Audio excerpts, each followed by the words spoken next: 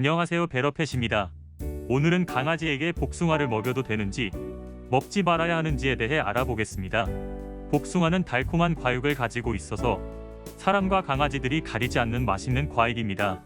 강아지가 먹었을 때 위험한 성분이 전혀 들어있지 않으며 비타민 A, C, 섬유질과 항산화제 등 영양소가 풍부하여 강아지의 건강에도 매우 좋다고 합니다.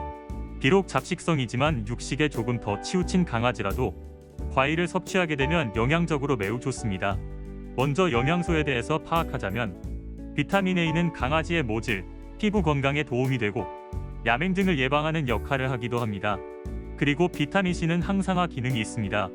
비산의 경우 소화를 돕고 신진대사 원활에 도움을 주고 칼륨의 경우에도 심장, 신장, 간의 주요 기관에 대사로 사용되는 중요한 영양소라고 합니다.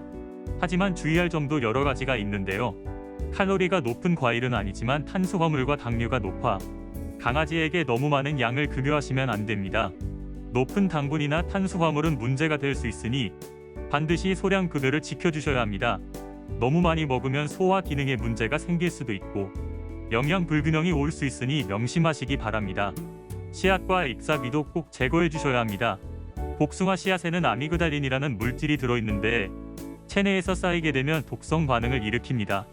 씨앗 같은 경우 위나 장에 머물면 문제가 되고 특히 새끼 강아지의 경우는 씨앗이 식도에 걸릴 수 있습니다.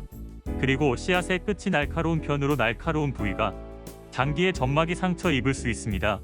씨앗은 독성뿐만 아니라 소화기관의 폐색이나 천공을 일으킬 수 있어 이 점 유의하시기 바랍니다.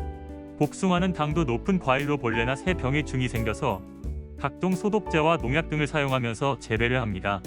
소량의 유해 물질로도 강아지에게 위험할 수 있으니 껍질은 반드시 잘 씻어주셔야 합니다.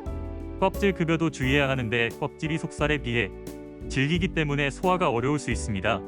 예민한 강아지들에게는 구토나 설사를 유발할 수 있어 웬만하면 껍질을 제거해 주시는 것이 좋습니다.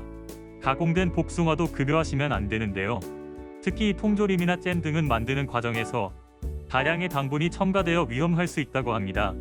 조리한 것이라도 설탕이나 소금 등이 첨가되지 않은 삶은 복숭아, 플레인 요거트, 설탕을 안 넣은 복숭아 주스 등은 급여할 수 있습니다. 한 가지 더 중요한 것은 당뇨나 신장질환 같은 만성질환을 앓고 있는 강아지들은 과일을 급여할 때 급여 전에 수의사와 미리 상담을 하는 것이 좋습니다. 흔하지 않지만 사람처럼 강아지도 복숭아 알레르기가 있는 경우도 있어서 처음 복숭아를 급여하게 된다면 섭취하는 동안 지켜보셔야 합니다.